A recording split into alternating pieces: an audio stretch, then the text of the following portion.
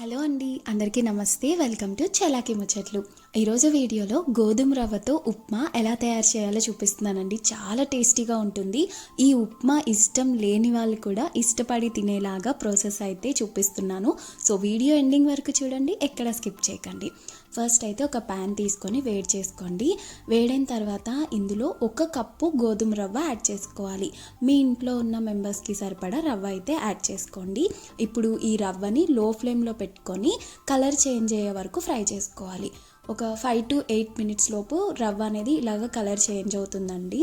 ఇప్పుడు ఈ రవ్వని ఒక ప్లేట్లోకి తీసుకొని పక్కన పెట్టేసేయండి. ఇప్పుడు అదే ప్యాన్లో ఆయిల్ వేసుకొని ఆయిల్ వేడైన తర్వాత సన్నగా కట్ చేసుకున్న అల్లం ముక్కలు, అలాగే 1/2 టీ స్పూన్ ఆవాలు, 1/2 టీ స్పూన్ జీలకర్ర, 1 టేబుల్ స్పూన్ పచ్చిశనగపప్పు, 1 టీ స్పూన్ మినప్పప్పు, 1 ఎండుమిర్చి, కొద్దిగా ఇంగువ వేసేసి తాలింపుని ఫ్రై చేసుకోండి. ఇప్పుడు ఇందులో ఒక మీడియం సైజ్ ఆనియన్ని ఇలా పొడవుగా కట్ చేసుకొని యాడ్ చేసుకోండి. అలాగే ఒక 2 పచ్చిమిర్చిని రౌండ్గా కట్ చేసి వేసి కొద్దిగా కరివేపాకు, అలాగే ఒక 2 టేబుల్ స్పూన్స్ క్యారెట్ ఇవన్నీ వేసేసి ఒకసారి కలిపేసుకోండి. ఇప్పుడు కొద్దిగా ఫ్రై అయిన తర్వాత ఇందులో 2 టేబుల్ స్పూన్స్ ఫ్రోజన్ బఠానీ వేసుకుంటున్నానండి. మీ దగ్గర ఉంటే వేసుకోండి, లేకపోతే స్కిప్ చేయొచ్చు.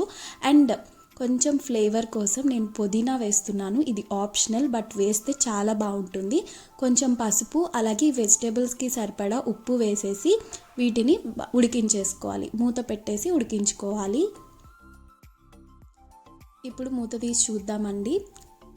వెజిటేబుల్స్ చక్కగా కుక్ అయిపోయాయి. క్యారెట్ని ఒకసారి చూసారంటే మనకి వెజిటేబుల్స్ అనేది కుక్ అయిపోయినట్టే. ఇప్పుడు ఇందులో వాటర్ యాడ్ చేసుకోవాలి. మనం 1 కప్పు రవ్వ తీసుకున్నాం కాబట్టి 3 కప్స్ వాటర్ అయితే పర్ఫెక్ట్గా సరిపోతాయి అన్నమాట. ఇప్పుడు సాల్ట్ అడ్జస్ట్ చేసేసుకొని వాటర్ని బాయిలింగ్ వచ్చే వరకు బాయిల్ చేసుకోండి. చూసారు కదా, ఇలా వాటర్ అనేది మరుగుతున్నప్పుడు ఇందులో మనం రోస్ట్ చేసి పెట్టుకున్న రవ్వ వేసుకోవాలి. మనం ఆల్రెడీ ఫ్రై చేసాం కాబట్టి గడ్డలు కట్టవండి, వెంటనే కలిపేసుకోండి. అలాగే కొద్దిగా కొత్తిమీర వేసేసి ఈ రవ్వలో నుంచి వాటర్ అంతా ఎగిరిపోయే వరకు కుక్ చేసుకోవాలి.